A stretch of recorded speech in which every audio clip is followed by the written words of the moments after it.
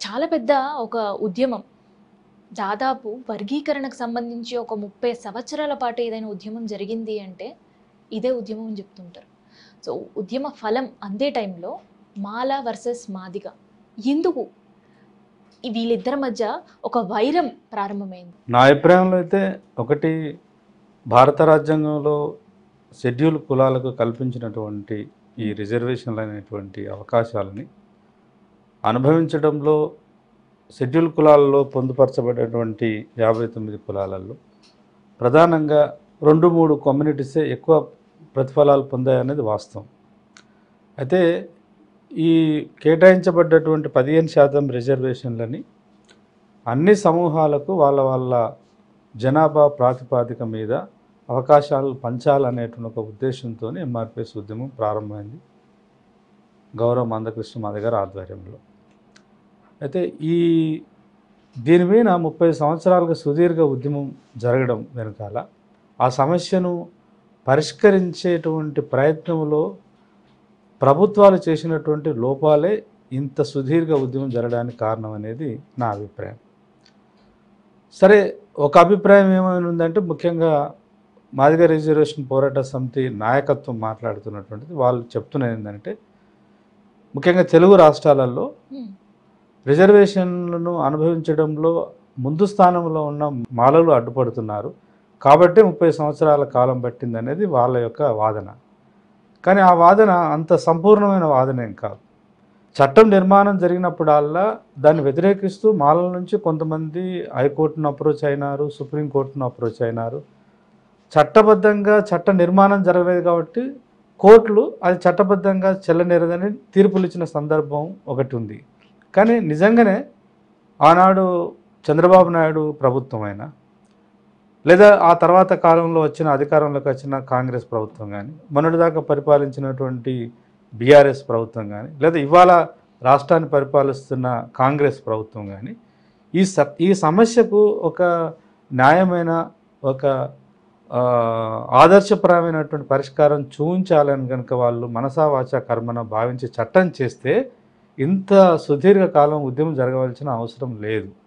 అలా చేయకుండా ఉండడం ద్వారానే, అంటే రాజకీయ పార్టీలు చట్టాన్ని లేదా రాజ్యాంగ మౌలిక సూత్రాలకు అనుగుణంగా చట్టం చేయకపోవడం ద్వారా ఇంత సుదీర్ఘమైన కాలం దానికోసం ఎంఆర్పిఎస్ వెచ్చించవలసి వచ్చిందనేది నా అభిప్రాయం. అయితే ఇవాళ ఒక ప్రతిపాదన మళ్ళీ తెరపైకి వస్తుంది. జస్టిస్ వీళ్ళకి మీరు ఈ ప్రతిపాదన ఇచ్చారు. సో ఆ ప్రతిపాదనలో ఏం పొందుపరిచారు అంటే, ఎప్పుడు ఎక్కడ ఏ వాదన వినిపించినా కూడా ఎస్టీ వర్గీకరణ సాధించాలి కానీ ఎస్టీ వర్గీకరణ హ్యాస్ పర్ లా ఎట్లా చేస్తే బాగుంటుంది అనేది కూడా ఈ ప్రతిపాదనలో పొందుపరిచి ఉంది అనేది వినిపిస్తుంది. ఇప్పుడు మొన్న ఆగస్టు 1వ తారీఖు నాడు 2024లో సుప్రీంకోర్టు, భారతదేశంలో అత్యున్నత న్యాయస్థానమైన సుప్రీంకోర్టు చాలా సుదీర్ఘ కాలం తర్వాత ఒక జడ్జిమెంట్ ఇచ్చింది. ఆ జడ్జిమెంట్ సారాంశం ఏమిటంటే, ఆ జడ్జిమెంట్ కంటే ముందు కొంత వివరణ ఇవ్వాలి. దీనికి సంబంధించి 94లో ఈ ఉద్యమం ప్రారంభమైంది. ఎంఆర్పిఎస్ ఉద్యమం 94లో ప్రారంభమై 3 సంవత్సరాల కాలంలోనే వాళ్ళు సమాజాన్ని, ఆనాడు అధికారంలో ఉన్న ప్రభుత్వాన్ని, టీడీ ప్రభుత్వాన్ని ప్రభావితం చేయగలిగి వాళ్ళు పెట్టిన ప్రతిపాదన ఏంటంటే, ఈ 15% రిజర్వేషన్లని షెడ్యూల్ కులాల్లో ఉన్నటువంటి 59 లేదా 60 కులాలకు వాళ్ళ జనాభా ప్రాతిపాదికన దాన్ని విభజించి పంచి ఎవరి అవకాశాలు వాళ్ళకి ఇవ్వాలనేది ఆ ఉద్యమం యొక్క మౌలికమైనటువంటి డిమాండ్. ఆ 3 సంవత్సరాల కాలంలోనే ఆనాడు అధికారంలో ఉన్న టీడీపీని ప్రభావితం చేయగలిగినారు. అట్లా ఒక చట్టం కూడా తీసుకొచ్చినారు. కానీ అది నేను ఇందాక చెప్పినట్టు ఈ ఎస్సీ రిజర్వేషన్లకు సంబంధించి మనం మౌలికంగా ఆలోచించవలసింది 2 వర్గాలు ఆలోచించవలసిందంటే, ఎస్సీ రిజర్వేషన్లకు సంబంధించినటువంటి విషయం ప్రస్తావన వచ్చినప్పుడు మనకు భారత రాజ్యాంగంలో దానికి ఉన్నటువంటి మౌలికత, మా రాజ్యాంగంలో దానికి ఉన్నటువంటి ప్రాతిపాదిక ఏందో చూడాలి.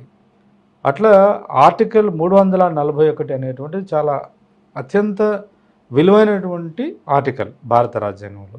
అంటే ఎస్సీలకు సంబంధించి, షెడ్యూల్ కులాలకు సంబంధించినటువంటి రిజర్వేషన్లను కావచ్చు, లేదా ఆ ఎస్సీ కులాలకు సంబంధించినటువంటి ఇతర ఏ అవకాశాలు కల్పించినా కూడా హక్కులకు సంబంధించి దానికి అవకాశాలకు సంబంధించి దాని పరిధిలో జరగాలనేది మౌలికంగా ఆ ఆర్టికల్ యొక్క సారాంశం. సారాంశం.